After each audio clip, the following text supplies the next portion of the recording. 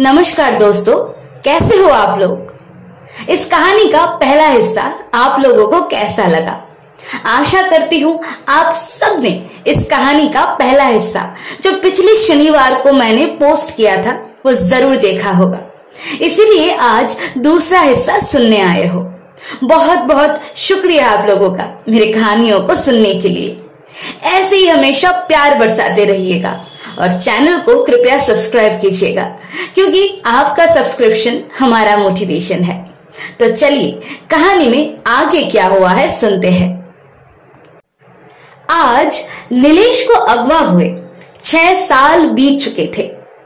अभी भी सेजल अक्सर पुलिस चौकी आया करती है नीलेश के कुछ सुराग मिला है कि नहीं पूछने के लिए। नीलेश 27 सितंबर 2015 को अगवा हुए थे। उसके बाद ना जाने क्या क्या हुआ, कितनी जांच पड़ताल हुए। कई बार कई सारे लाशों के साथ नीलेश का डीएनए टेस्ट करवाया गया संदेह के रूप में, पर कुछ हाथ नहीं लगा। सेजल को कमला के मर्डर के जुर्म में पकड़ा तो गया था, पर कुछ भी सबूत हाथ नहीं लगा। पूर्वी को सबूतों के साथ छेड़खानी करने के लिए और अपराध को जानते हुए अपराधी को कानून के हाथों से बचाए रखने के जुर्म में भी पकड़ा गया था, पर उसमें भी सबूतों का ही कमी था, क्योंकि पूर्वी के पास ऐसा कोई सबूत था ही नहीं जिसे पता चलता है कि सेजल ने कमला को मारा। वो तो नीलेश से पैसा निकलवाने के लिए झूठ बोल रही थी। हाँ, पर इस बात का उसे दंड जरूर मिला। वरदान को भी अपने किए की सजा मिली, पर जो नहीं मिला वो था उस केस का एकमात्र मोहरा, नीलेश। डीएसपी नीना की जीवन का ये पहला केस था जो कि अनसुलझा रह गया था। नीलेश केस को लेकर उन्होंने बहुत स्टडीज की, पर कोई फायदा नहीं हुआ। फिर पिछले साल ही इस केस को क्लोज कर दिया गया। पर सेजल अभी अभी अक्सर पुलिस चौकी में नीलेश की पता लगाने की आशा लेकर आया करती है। इस केस के बाद डीएसपी नीना कई हजारों केसेस सॉल्व किए, बस एक यही केस उनके करियर में दाग लगा कर गया। 4 साल पहले नीना के साथ कुछ ऐसा हुआ कि उनको अपनी खाकी वर्दी को हमेशा के लिए छोड़ना पड़ा।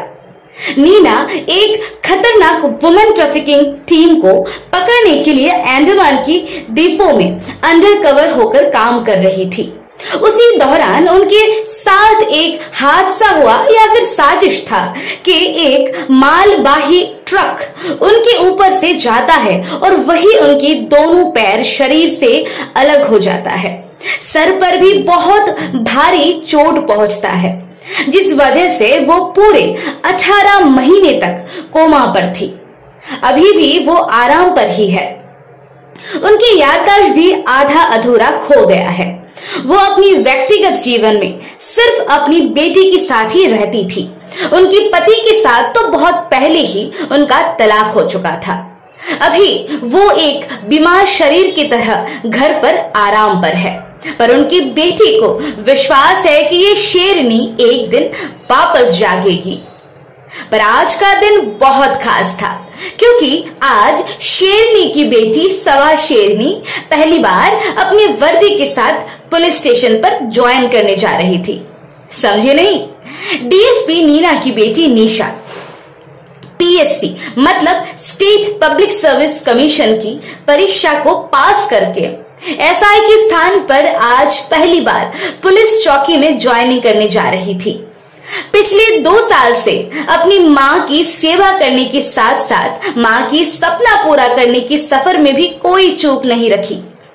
कड़ी मेहनत के साथ उसने पुलिस की परीक्षा पास की और अब एक पुलिस अधिकारी बन चुकी थी।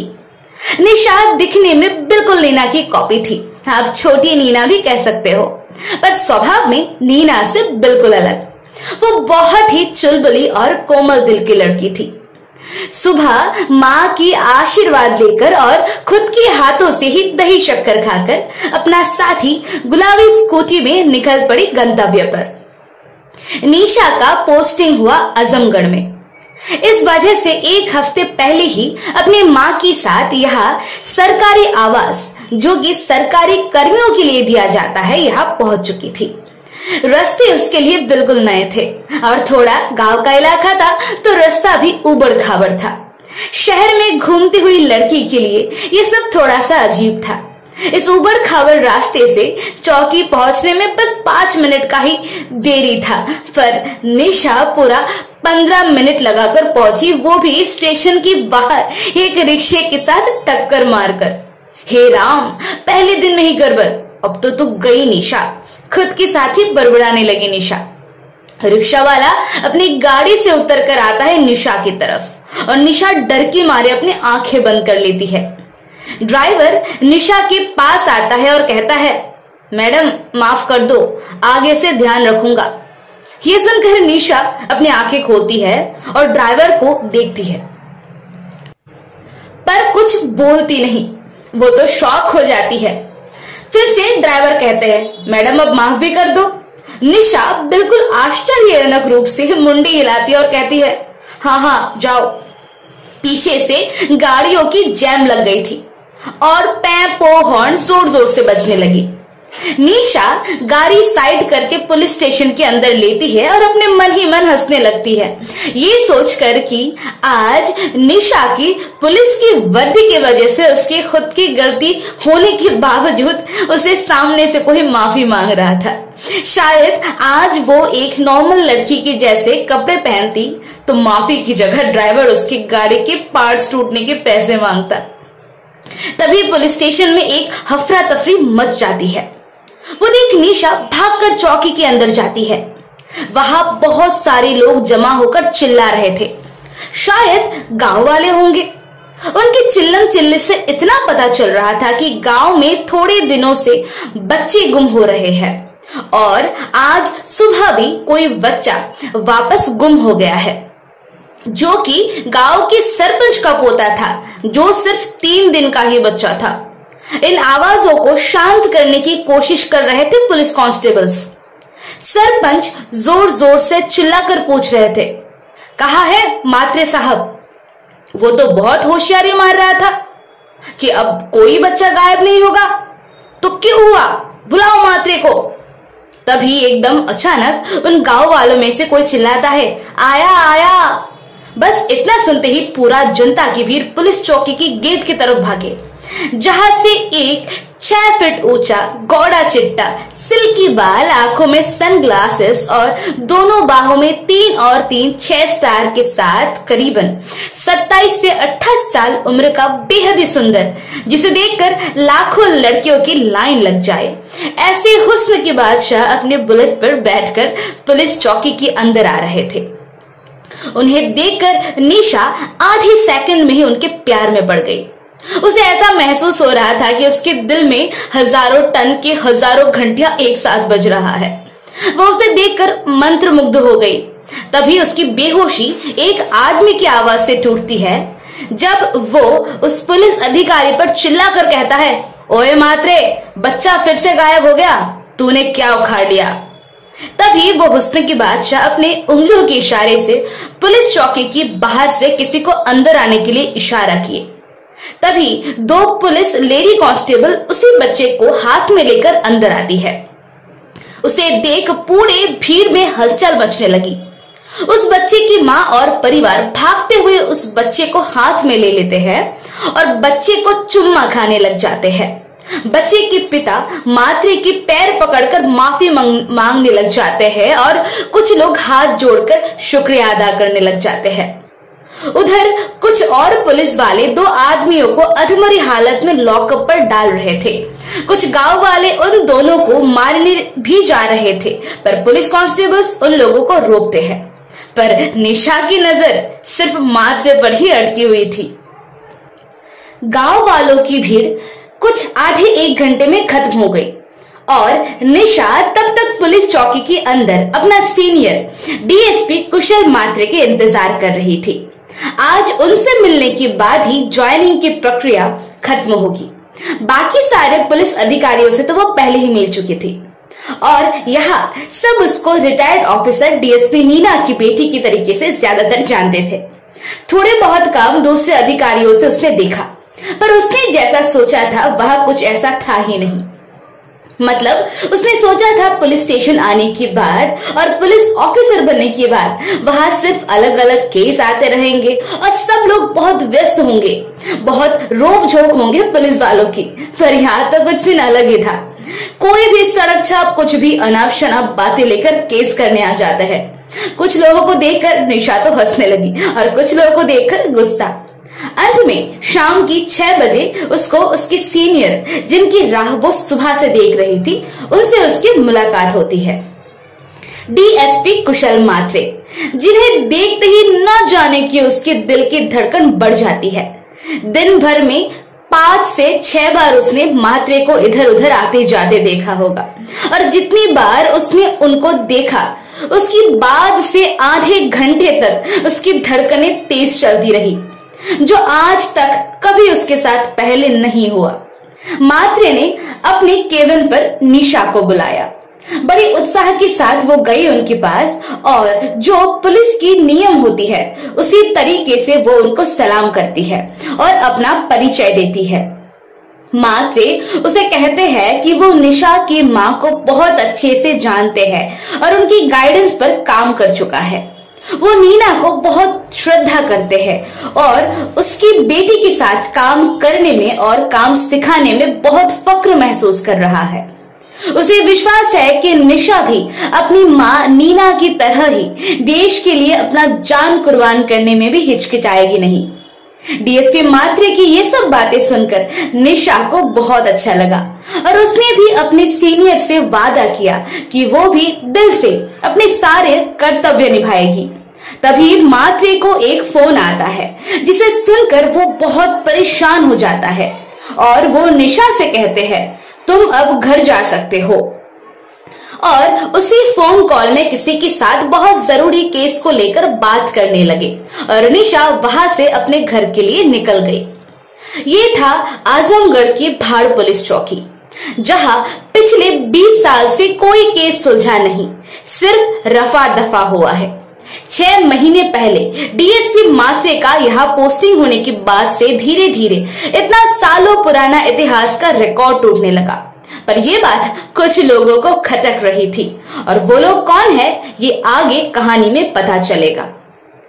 अभी मात्रे कमिश्नर ए.के. राव से बात कर रहे थे, जहां उनको ये पता चलता है कि इस गांव में कुछ क्रिमिनल्स घूम रहे हैं अपना रूप बदलकर, जो कोई आम क्रिमिनल नहीं है। वो लोग देश के बड़े बड़े मंत्री और राजनेताओं के साथ मिलकर अपनी नीच हरकतें और नीच कामों को अंजाम दिलवाते हैं, जैसे कि women trafficking, child trafficking, sandalwood smuggling, drugs की कालाबाजारी और न जाने क्या क्या। ऐसे ही न जाने देश में ये ग्रुप कहां कहां छुपा हुआ है और कई हजारों राज भी उनके साथ ही छुपा हुआ है, जो कि उनमें से एक भी पकड़ा जाए तो पता चले। कुछ राजनेता संदिग्ध में आते हैं, पर कोई पुख्ता सबूत ही नहीं मिल रहा था। पता नहीं ये कोई संजोग था या फिर आम बात कि नीना अपनी बेटी के द्वारा लाड़ से अपनी अनसुलझी केस की जड़ भाड़ में आ गई थी।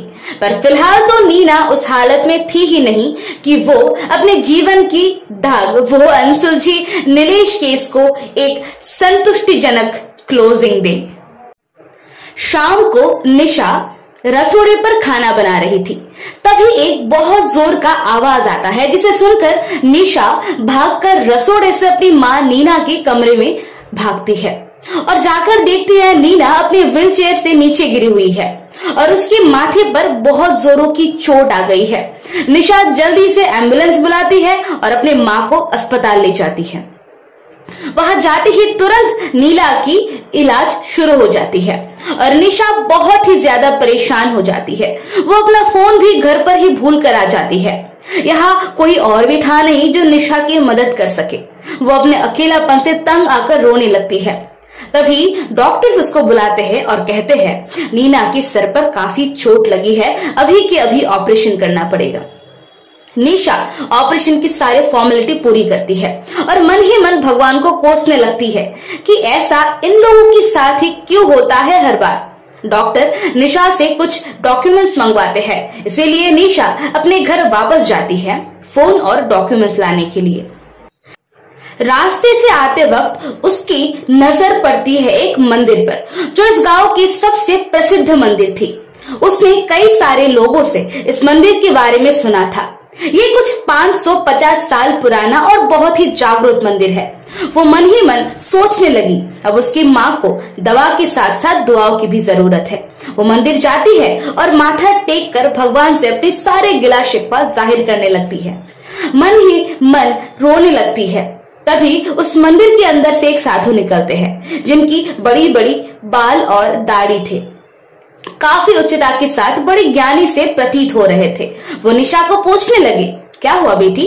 निशा भी बहुत भोली सी थी और फिलहाल तो ऐसी परिस्थिति से गुजर रही थी कि एक साधु बाबा को अपने आगे देखकर भावुक हो गई और रोते हुए उनको अपनी माँ की पीड़ा बताने लगी। वो संत महेश्वर थे, उसी मंदिर के पुजारी, जिनको गांव वाले ईश्वर नीलकंठ कहकर बुलाते हैं। वो निशा को दिलासा दिलाते हैं और कहते हैं, भगवान के ऊपर सब छोड़ दो, अपने आप ही सारे समस्या की हल हो जाएगा। निशा फिर वहां से निकल जाती है और अस्पताल जाकर अपनी मोबाइल चेक करती है, तो उसमें मात्र सर का 3 मिस कॉल था। वो तुरंत उनको कॉल बैक करती है। तभी उनसे उसको पता चलता है कि कुछ बहुत ज्यादा खास मिशन के लिए उसे बुलाया गया था। निशा अपनी माँ की हालत उनको कहती है। उन्होंने कहा कि जिस मिशन में वो निशा को खास तौर पर रखना चाहते हैं, वो उसकी माँ की अभी जो हालत है इस चीज के साथ बहुत जोरों शोरों से जुड़ा हुआ है। असल में निशा की माँ नीना 4 साल पहले इसी अधूरी मिशन पर काम करने के लिए अंडमान पर रुकी हुई थी, जब उनके साथ वो हादसा हुआ था और अब उनकी ये हालत है। निशा बिना देरी किए मात्र सर को कहती है, सर मैं इस मिशन को पूरा करने के लिए जो कुछ मुझसे हो सकता है सब कुछ करने के लिए राजी हूँ। मुझे बस एक मौका दीजिए, मेरा जान भी क्यों ना चला जाए, पर यह मिशन इस बार सफल जरूर होगा। दूसरे दिन नीना की तबीयत में थोड़ा सा सुधार था।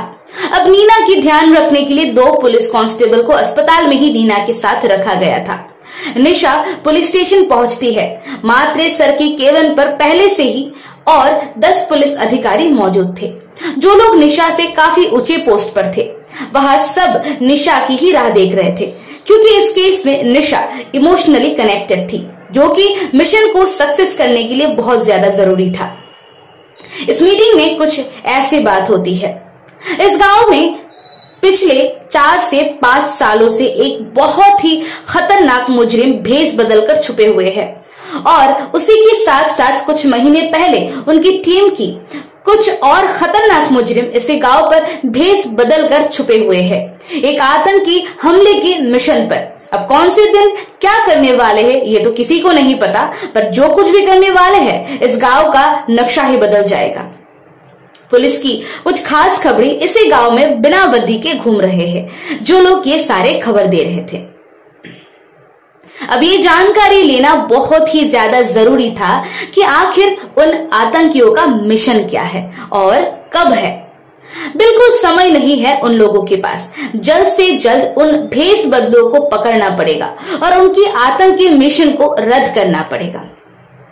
खबर के हिसाब से उनका जो मिशन था उसका उन लोगों ने नाम रखा हुआ है, जिसका कोई कोड है। उसी कोड का आधा हिस्सा खबरियों ने निकाला था, जो कि कुछ ऐसा था, MML4। इस कोड का मतलब अभी तक पुलिस निकाल तो नहीं पाए। कुछ अधिकारियों का कहना है शायद 4 का मतलब 4 तारीख हो सकता है, पर अभी भी कुछ कह नहीं सकते। निशा इस मिशन को लेकर बहुत ही ज्यादा सीरियस थी, क्योंकि ये लोग वही है जो लोग उसकी माँ की इस हालत के लिए जिम्मेदार है। ये लोग पहले women trafficking, child trafficking, sandalwood smuggling, drugs की कालाबाजारी, सिर्फ यही सब करते थे, पर अब उनकी फौज काफी शक्तिशाली हो चुकी थी और कुछ बड़ा वो लोग अब करने वाले थे। पुलिस के अनुसार ये बहरूपी लोग कोई भी भेष में हो सकते हैं, जैसे कि दुकानदार, चाय वाला, सब्जी वाला या फिर सब्जी वाली, साधु संत या फिर कुछ अच्छे नौकरी करने वाले पढ़े लिखे लोग भी। इनमें आदमी और औरत दोनों हो सकते हैं। सारे टीम मेंबर को इस मिशन के लिए 24 घंटा ड्यूटी पर रहने के लिए बोला गया है। यहाँ तक कि जब वो लोग घर पर होंगे तब भी इस मिशन को लेकर ही काम करना पड़ेगा, क्योंकि 4 का मतलब अगर 4 तारीख हुआ तो अब हादसे में सिर्फ 2 ही दिन बचा था। निशा दिन भर पुलिस चौकी और रात को अस्पताल में बैठकर बस यही सोच रही थी कि इसका क्या मतलब हो सकता है। ये निशा के कर्म जीवन की सबसे पहला केस है।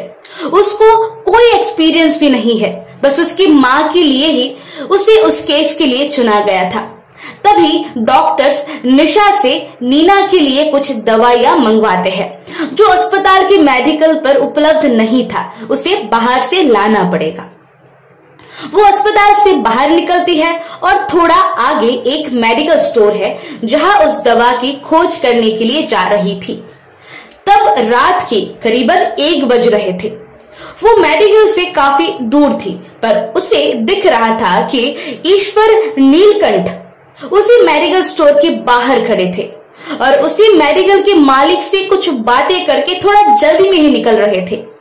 निशा को उनसे बात करनी थी, उसकी माँ की हाल चाल बताना था, पर उसकी वहां तक पहुंचने से पहले ही वो वहां से गुजर चुके थे। वो मन ही मन सोचने लगी, गुरुजी को क्या हो गया होगा कि इतनी रात को वो दवा लेने आए, या फिर कुछ और ऐसे ही आज 3 जनवरी 2022 हो चुके थे।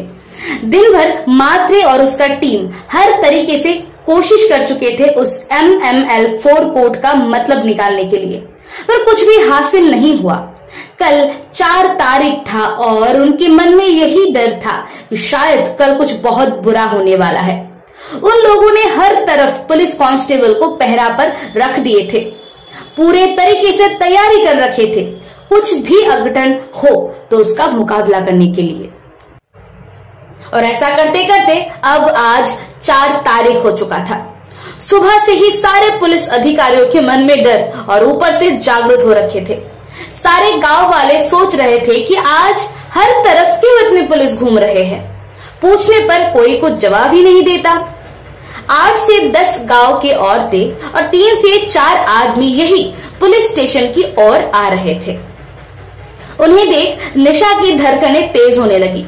वो लोग आते हैं और कहते हैं कि डीएसपी सर से कुछ खास बात करनी है। औरतों के हाथों पर थालियां थी जो कि शगुन की थाली जैसा दिख रहा था। निशा ऐसी गंभीर हालत में भी मन ही मन ये सोचकर डर रही थी कि उसकी डीएसपी सर के लिए ये लोग रिश्ता लेकर तो नहीं आ गए, क्योंकि वो तो उनसे प्यार करती थी। तभी गांव वाले अंदर जाते हैं और थोड़ी देर बाद हंसते हंसते बाहर आ जाते हैं और निशा और दूसरे पुलिस वाले को कहते हैं, आप लोग भी जरूर आना, खास निमंत्रण है आप लोगों के लिए। ये सुनकर निशा की धड़कनें और तेज हो जाती है और बाकी सारे पुलिस वाले हंसकर बोले, हाँ हाँ जरूर आएंगे, हम भी कई समय से इसी दिन का इंतजार कर रहे थे। निशा का उतरा हुआ मुंह देखकर उसकी ही एक कलीग, जिसे उसकी काफी दोस्ती हो गई थी, वो पूछने लगी, तुम्हें क्या हो गया है? इतनी खुशी के मौके पर तुम दुखी क्यों हो गए? हम तो 1 साल से इसी दिन का इंतजार कर रहे थे। निशा कहती है, पर मात्रे सर तो 6-7 महीने पहले यहाँ ट्रांसफर हुए हैं ना। अंजलि भरी कंफ्यूज होकर पूछती है, मतलब? निशा कहती है, कुछ नहीं, तुम बताओ क्यों इतना उत्साह है? अंजलि कहती है, इस बार ये जो गांव है ना, इसकी पूर्व दिशा में जो मंदिर है वहां हर साल बहुत बड़ा अनुष्ठान होती है। वो एक बहुत ही अनोखी एहसास है। तब कई सारे औरतों में माता जी आते हैं। एक तरीके से इस गांव का दिवाली भी समझ सकते हो। पिछले साल इस उत्सव की 1 दिन पहले इस मंदिर की जो मुख्य पुजारी थे, ईश्वर प्रणवेंद्र महाराज, उनका देहांत हो गया था। इस वजह से इस उत्सव को रद्द कर दिया गया था, इसलिए इस साल डबल धमाका होगा। बस 2 दिन बाद 7 तारीख को ही है ये अनुष्ठान। निशा पूछती है, तो अभी वहां जो पुजारी जी है नीलकंठ महाराज, क्या वो उनके बेटे हैं? अंजलि कहती है, अरे नाना, वो तो हिमालय में 40 साल से तपस्या करके पिछले साल ही लौटे हैं। वो उनके बेटे तो नहीं, पर हाँ, वो जब बीमार थे तब उनकी सेवा कर रहे थे। पिछले साल इसे उत्सव के थोड़े दिन पहले से ही वो बीमार पड़ गए थे। तभी नीलकंठ महाराज उसी मंदिर से होते हुए गुजर रहे थे और उनको ये तकलीफ में देखकर यही उनके साथ रह गए और उनकी सेवा करने लगे। और थोड़े दिन बाद जब उनका देहांत हो गया था, तभी गांव वाले उनको ही इस मंदिर का पुजारी बना दिए। इस मंदिर का बहुत बड़ा राज है। उनकी बात ही चल रही थी, तभी निशा को डीएसपी सर का बुलावा आता है। वो जाती है मात्रेसर के केबिन पर। वहां एक एक करके सारे टीम मेंबर्स आ रहे थे।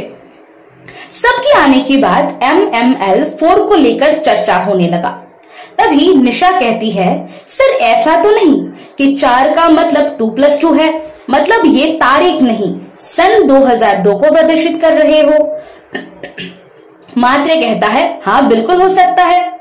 खबरियों से आज उस कोड का बाकी का आधा हिस्सा जानने को मिला है, जो था U1920V, मतलब पूरा कोड का मतलब है U1920V MML4।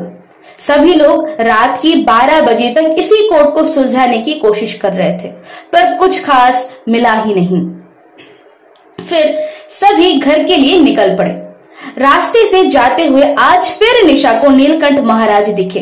वो मंदिर के बाहर अनुष्ठान के आयोजन कर रहे थे। उन्हें देख वो वहां जाती है और प्रणाम करती है। वो उसे उसकी माँ के हालचाल पूछते हैं। फिर थोड़ी देर बाद बात करने के बाद कहते हैं, उत्सव में जरूर आना। वो कहती है, जी जरूर। फिर घर चली जाती है। बिस्तर में लेटकर बार बार वही कोड याद कर रही थी, U1920V। और एकदम से उसके दिमाग में आया, क्या इसका मतलब उत्सव है? उत्सव को हम कैसे कैसे लिख सकते हैं? वो पेन और पेपर लेती है। इंग्लिश में UTSAV, हिंदी में उत्सव, शॉर्ट में UTSV, और फिर कुछ सोच कर लिखती है UTSV। T मतलब अल्फाबेट्स की 20वां अक्षर और S मतलब अल्फाबेट्स की 19वां अक्षर। वो एकदम से घबरा जाती है, मतलब उत्सव के दिन कुछ होने वाला है। U-T-20-S-19V। यहाँ T और S का स्थान परिवर्तन किया गया है। Oh my God! वो अपना फोन लेती है और मात्रे सर को फोन करने के लिए वो जब अपना फोन लेती है तब देखती है कि फोन का चार्ज खत्म हो जाने की वजह से वो बंद हो चुका था। उसे लगा ये बात अभी के अभी मात्रे सर को बताना बहुत जरूरी है। वो घर से निकलती है अपना स्कूटी लेकर और हवा से भी ज्यादा स्पीड में वो अपनी गाड़ी को चलाती है मात्रे सर के बंगले की तरफ। तभी रास्ते में उसे कुछ ऐसा दिखा कि वो अपना गाड़ी बंद कर देती है और चुपके से सामने जो दिख रहा था वो देख रही थी। वो तभी मंदिर जाने के रास्ते पर थी। ये था मंदिर का पिछला हिस्सा, जहां हमेशा कुछ गांव वाले पहरा दिया करते थे। कारण उसे नहीं पता था, पर वो अक्सर गांव वालों को वहां पहरा देते हुए देखा है। उसी जगह के करीबन 20 कदम आगे पुजारी जी खड़े थे, जिसमें निशा को कुछ अजीब बात दिखी। पुजारी जी उनसे करीबन 20 से 25 मीटर दूरी में खड़े हुए एक अजीब संदिग्ध इंसान से इशारे में कुछ बोल रहे थे। फिर वो संदिग्ध इंसान अंधेरे में छुप जाते हैं और 10 मिनट बाद पुजारी उसी आदमी के पास जाता है। जाते ही वो बंदा कहता है, बहुत भाव खाने लग गया है तू नील, फोन ही नहीं उठाता। पुजारी एक अलग आवाज में बोले, भाई यह तेरा फोन उठाना कितना रिस्की है यार। अगर मालामाल होना है तो सब्र भी रखा कर। रात को मिलता तो हूँ, दिन भर की बात रात को जमा करके रखा कर। वो सामने वाला बंदा कहता है, ये बात तेरी बीवी सेजल को भी समझाया कर। तू फोन नहीं उठाता तो मुझे 50 कॉल करती रहती है। भाई 6 साल तक दूर रह लिए, अब तो बस 6 ही दिन की बात है, इतना भी उससे सहा नहीं जाता। पुजारी कहता है, भाई औरतें ऐसे ही होते हैं, परसों बस हमारा मिशन मालामाल सफल हो जाए। वो आदमी कहता है, धीरे बोल भाई, पिछले साल ही मिशन सफल हो जाता अगर वो बुढ़ा पुजारी हमारी बातें ना सुन लेता। बेचारे को जबरदस्ती यमलोक पर भेजना पड़ा। पुजारी कहता है, उसके साथ तो मेरा पुराना हिसाब था। बचपन में एक बार उस बुढ़े ने मुझे थप्पड़ मारा था। मिशन सफल भी हो जाता ना दोस्त, तो भी उसे मैं मार कर ही यहां से जाता। वो आदमी कहता है, डॉक्टर साहब 6 साल अपने बचपन की मवाली दोस्त के साथ क्या रह लिए, बोले ही बदल गई आपकी तो। इंसान बचाने वाले डॉक्टर आजकल इंसान को मारने की बात करने लगे। पुजारी कहता है, छोड़ ना यार विक्कू, वो सब अब मुझे याद ही नहीं करना। तभी अचानक निशा के हाथ से मोबाइल नीचे जमीन पर गिर जाती है और उसकी आवाज से दोनों चकित हो जाते हैं। निशा भागने लगती है और साथ ही साथ वो आदमी भी। थोड़े दूर एक पेड़ के आगे गिर जाती है निशा और वही बेहोश हो गई। और जब होश पर आती है तब वो अपने आप को कहां मिलती है उसे खुद भी नहीं पता। जब निशा होश पर आती है तब उसके सर बहुत भारी भारी लग रहा था। वो धीरे धीरे अपनी आंखें खोलती है और अपने आप को एक खंडर में पाती है। उसके हाथ पैर बांधे हुए थे और काफी सारे चोट भी पहुंची हुई थी उसके हाथ पैर पर। धीरे धीरे उठने की कोशिश करती है, तभी उसे महसूस होता है कि उसकी हाथ पैर बांधे हुए हैं। उसी खंडर में एक छोटा सा खिड़की था। उस खिड़की से बाहर उसे कुछ लोग दिखे, जो लोग काले कपड़े पहने हुए थे और हाथ में बंदूक लेकर घूम रहे थे। तभी वहां एक मोटा सा और लंबा सा आदमी आता है, जिसे देख सभी लोग चौकन्ना हो जाता है।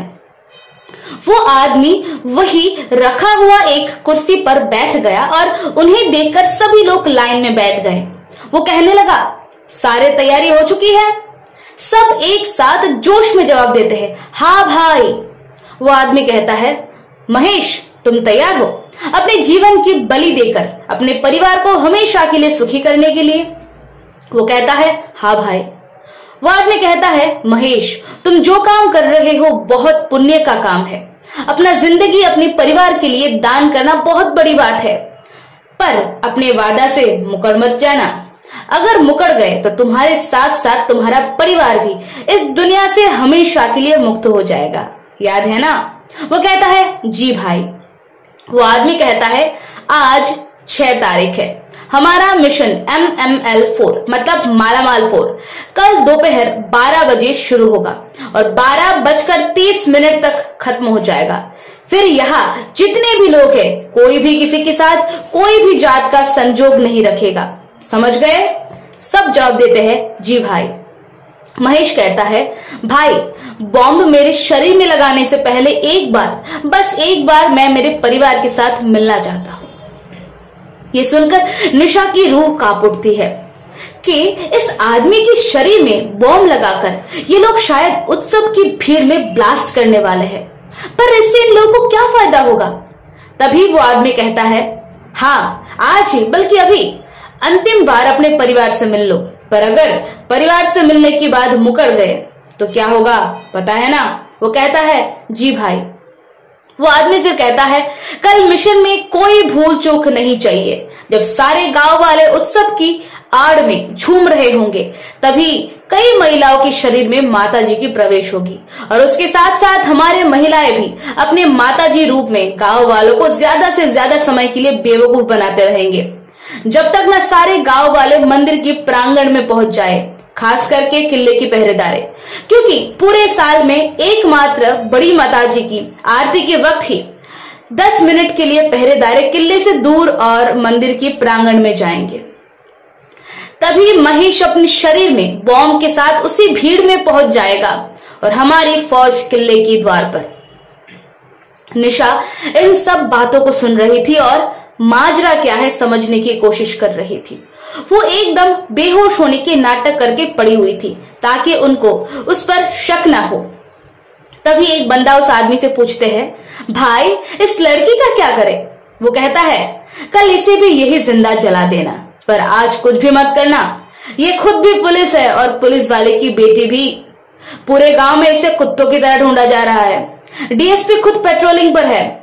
इसे आज ऐसे ही पड़े रहने दो, कल मिशन सक्सेस हो जाए फिर इसे भी हमारे डेरे के साथ ही यही जला देना, और फिर कहा हम इस गांव में दोबारा कभी आने वाले हैं। वैसे भी ये गांव आने के लायक भी कहा बचेगा, पूरा गांव तो खत्म हो जाएगा। निशा रात की इंतजार कर रही थी, जब ये सब सो जाएंगे या फिर थोड़ा सा ठंडा पड़ जाएगा। तब यही एक लोहे का जंग वाला रॉड पड़ा हुआ था, उसी से रस्सियों को काट लेगी। वो धीरे धीरे रस्सियों को काटने की कोशिश कर रही थी, जब वो लोग अपने मिशन को लेकर व्यस्त थे। पर यह काम उसने जितना आसान समझा था उतना आसान था नहीं। रस्सी को वो काट ही नहीं पा रही थी, और तो और निशा ज्यादा आवाज भी नहीं कर पाएगी तो उन लोगों को पता चल जाएगा। ऐसे ही कोशिश करते करते रात से सुबह हो गई। अब निशा थक हार कर रोने लगी। धीरे धीरे सुबह दोपहर में बढ़ रहा था। अब खंडर खाली था, बस एक ही आदमी था जो किले के बाहर निशा को पहरा दे रहा था। तब निशा अपनी जान लगा दी और बहुत सारे नाकाम कोशिश के बाद इस बार रस्सी खुल गई थी और निशा भागी। बाहर कोई होगा ये उसको पहले से ही संदेह था, इसीलिए वो अपने हाथ पर उसी लोहे के रॉड को लेकर निकली थी। वो उस आदमी के माथे पर वार करती है और फिर वो भागती है। थोड़ी दूरी में उसको गांव दिख गया, मतलब उसे गांव के बाहर लेकर आ गए थे वो लोग। वो भागती जाती है और सामने उसे मिल जाता है उसका डीएसपी सर, जो कि गाड़ी को लेकर उसे ढूंढ रहे थे पेट्रोलिंग करते करते। उसे देख मात्र अपना गाड़ी बंद करके उतर जाता है और निशा को पकड़ता है, क्योंकि उसे दिख जाता है कि निशा बहुत बुरी हालत में थी। निशा को मात्रे को देखकर इतना खुशी महसूस होता है कि वो उसे गले मिलकर रोने लगी। मात्रे को थोड़ा सा अजीब तो लगा, पर उसने बच्ची को संभाला। उसने पूछा, क्या हुआ तुम्हारे साथ? निशा कहती है, सर वो सब मैं बाद में बताऊंगी, पर आप जल्दी से पहले मंदिर की तरफ चलिए। निशा ने रास्ते में सब कुछ मात्रे को बता दिया था। वो लोग जब मंदिर में पहुंचे तब बस बड़ी माताजी की आरती शुरू ही होने वाली थी। मात्रे ने कुछ पुलिस अधिकारियों को किले की तरफ भेजा और महेश को भीड़ में निशा ढूंढने लगी, और थोड़े ही क्षणों में महेश मिल गया।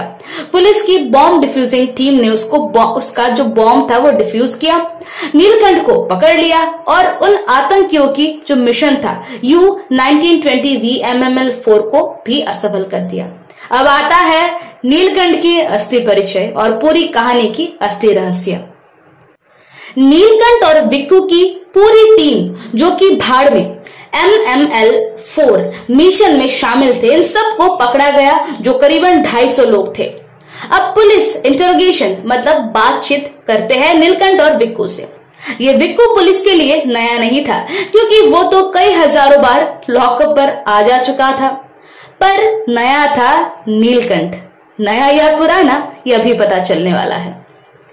विक्कू इसी गांव का एक गुंडा मवाली है, जो इस गांव के पूर्व प्रमुख के बेटे हैं। इस विक्कू की गुंडागर्दी और गलत कामों की वजह से पूरा गांव बहुत पहले से ही परेशान था। उसके बाप की पद का इस्तेमाल करके वो हमेशा जेल से छूट जाता था। फिर कुछ साल पहले गांव वाले ने नया सरपंच का चुनाव किया और पूर्व सरपंच की परिवार से सारे रिश्ते नाते और आना जाना बंद कर दिए। सरपंच भी कुछ साल पहले ही गुजर चुका था। फिर विक्कू देश के बड़े बड़े स्मगलर और क्रिमिनल के साथ मिलकर गलत कामों को अंजाम देता था। उसे पकड़ने की सुराग कई सालों से पुलिस ढूंढ रहे थे, पर अब जाकर वो हाथ आया। इसी दौरान डीएसपी नीना भी पुलिस चौकी पहुंच चुकी थी। वो अब पहले से काफी स्वस्थ थे। उन्होंने नीलकंठ को देखकर एक अजीब तरीके से मुस्काए और बोले, चल बाबा जी, तेरे बाल दाढ़ी मूछे निकाल, और अगर असली है तो बाहर से कोई नाई को बुला दो, बाबा जी की बाल दाढ़ी और मूछे मुड़वाओ। बाबा जी से तो मेरा बहुत पुराना संबंध है। ये कहानी खुद ही उनकी मुंह से सुनना है, पर पहले उनकी पुरानी शक्ल देखना है मुझे, तभी जाकर मजा आएगा। और भाई, कोई लारपुर इस चौकी में भी फोन लगाओ, बाबा जी की परम प्रिय पत्नी को भी यहाँ लेकर आए। नीलकंठ बिल्कुल चुप हो गया। नीना मैडम की आदेश के अनुसार वो सब कुछ किया गया। फिर नीलकंठ और उसकी पत्नी दोनों को एक साथ बिठाया गया। अब नीना मैडम पूछताछ करने बैठे। नीना मैडम कहते हैं, कैसे हो भाई डॉक्टर नीलेश? बड़ी देर कर दी, आपको ढूंढते ढूंढते तो मैं खुद रिटायर्ड हो गई। और सेजल मैडम, आप भी काफी अच्छा एक्टिंग कर लेते हो, बॉलीवुड में अच्छा पहचान है मेरी, कहो तो बात चला दो। वो दोनों बिल्कुल चुप थे। फिर नीना कहती है, अब बहुत समय बर्बाद कर चुके हो, चालू हो जाओ। और एक भी शब्द गलत बोला ना तो तुम्हें तो पता ही है कि मुझसे बुरा इस दुनिया में कोई और है ही नहीं। नीलेश उर्फ नीलकंठ अपना कहानी पहले से शुरू करता है उसी की जुबानी में। हाँ, मैं नीलेश हूं। 25 सितंबर 2015 में गायब हो गया था। मेरे साथ जो हुआ ये तो सबको पता ही है कि मेरे बेटे वरदान और दोस्त पूर्वी मुझे ब्लैकमेल कर रहे थे कमला की मर्डर को लेकर, जिस वजह से मैंने उन दोनों को कुल मिलाकर 40 लाख रुपए दी और हॉस्पिटल भी वरदान के नाम पर करने का वादा किया था। पर मुझे पता था कि ये लोग अब लालच में आ गए थे, ये इतनी जल्दी मुझे छोड़ेंगे नहीं। पूर्वी के घर से निकलकर मैंने सेजल को फोन लगाने के लिए जब अपना फोन निकाला तब मेरा बैटरी डाउन हो गया था, जिस वजह से फोन बंद हो गया था। मेरे पास अपना गाड़ी भी नहीं था। मैंने सेजल को उन सब चीजों के बारे में इसलिए नहीं बताया था क्योंकि वो परेशान हो जाएगी, पर अब मुझे लग रहा था कि मैं अकेले इस मुसीबत को हैंडल नहीं कर सकता। मेरा तबीयत भी खराब होने लगा और मेरा घर भी यहां से काफी दूर था, इसलिए मैंने मेरे आंखों के सामने जो होटल दिख गया उसमें ही तुरंत रूम बुक कर जाकर उसमें थोड़ी देर आराम किया और यही सोच रहा था कि क्या करें। फिर उसी होटल की लैंडलाइन से मैंने सेजल को फोन किया और सारी बातें उसे बताई। सेजल तुरंत यहां मेरे पास होटल में आ गई। तब दोपहर की करीबन 4 बज रहा था। हम दोनों ने मिलकर डिसाइड किया कि सेजल सबको ये बताएगी कि मैं अगवा हो गया हूं और अगर मैं कहीं मिलूं ही ना तो वो लोग मुझे ब्लैकमेल कहां से करेंगे और पुलिस कंप्लेन दर्ज करेंगे तो पुलिस के डर से सेजल को भी परेशान नहीं करेगा क्योंकि उन लोगों ने मुझसे पैसे ली है। मेरे अगवा होने का सारा इंजाम उन पर आ जाएगा, इस डर से वो चुप रहेंगे। फिर सबसे पहले सेजल ने मेरा मिसिंग कंप्लेन दर्ज किया, पर यह केस मीडिया पर इतना फैल जाएगा हमने कभी सोचा ही नहीं था। अब हम और फंस गए थे। तब मैंने मेरा बचपन का दोस्त विक्को को फोन किया जो बड़े बड़े क्राइम करता था। उसके लिए मेरा प्रॉब्लम सॉल्व करना तो बहुत आसान होगा ये सोचकर, पर उसने बोला कि तू यहां भाड़ में मेरे घर पर आ जा, किसी को पता नहीं चलेगा। पर मैंने कहा वहां तो मेरा पूरा परिवार रहता है। तभी विक्कू ने जवाब दिया कि पूरे गांव में से अब सबने उनसे रिश्ता तोड़ दिया, कोई उनके घर आते जाते नहीं। फिर मैं वही चला गया, पर घर के अंदर मेरा दम घुटता था। सेजल भी मुझसे मिलने के लिए रोती थी, ना ज्यादा फोन पर बात कर पाती क्योंकि उसकी फोन भी सर्विलेंस पर था, इसीलिए नंबर बदल बदल कर 2-3 महीने में एक बार बात होती थी। हमने मेरा मतलब नीलेश का नामो निशान खत्म करने के लिए एक डेड बॉडी का भी इंतजाम किया जो कि मेरा दोस्त विक्कू ने ही इंतजाम किया था, मेरे जैसे हाइट बॉडी वाला, और उसी के पास मेरा टूटा हुआ फोन छोड़ दिया ताकि पुलिस को लगे कि ये मैं हूं। और डीएनए रिपोर्ट पुलिस हमेशा सिविल हॉस्पिटल में ही कराते हैं जहां हमारा बहुत अच्छा पहचान है, तो रिपोर्ट बदलने में कोई दिक्कत ही नहीं होगी। पर नीना मैडम ने पूरा बाजी ही पलट दिया। उन्होंने डीएनए रिपोर्ट सिविल हॉस्पिटल से नहीं करवाया, कहीं दूसरी जगह से करवाया, और वो दूसरी जगह कहाँ था वो हमें पता ही नहीं था, और रिपोर्ट में भी वही आया जो सच था, और हम पहले से कई गुना ज्यादा फंस गए। फिर मैंने सोचा कि कब तक ऐसे छुपे रहेंगे। मैंने विक्कू को बोला अब मैं भी तेरे जैसा तेरा धंधा करूंगा, शेर की तरह जीऊंगा। विक्कू ने बोला सब्र कर भाई, जल्दबाजी में काम लेगा तो शेर को पिंजरे में डालना पड़ेगा। उसी समय विक्कू का MML4 का तैयारी चल रहा था, जिसके बाद वो हमेशा के लिए इंडिया छोड़कर जाने वाला था।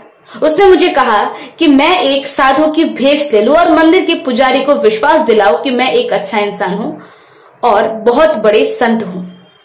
मैंने भी ऐसा ही किया। उसका पहले भरोसा जीता और फिर उसके खाने पर दवा मिलाकर रोज देता था ताकि वो धीरे धीरे बीमार पड़ता जाए और मर जाए और मैं उसका गद्दी ले लूं।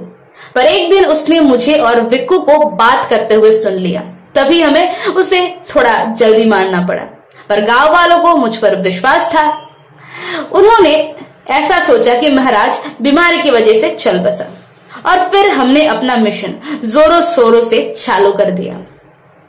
ये मिशन था इस दुनिया के सबसे अमीर इंसान बनने का आसान उपाय, ताकि हमारे 100 पीढ़ी तक किसी को कोई मेहनत ना करना पड़े।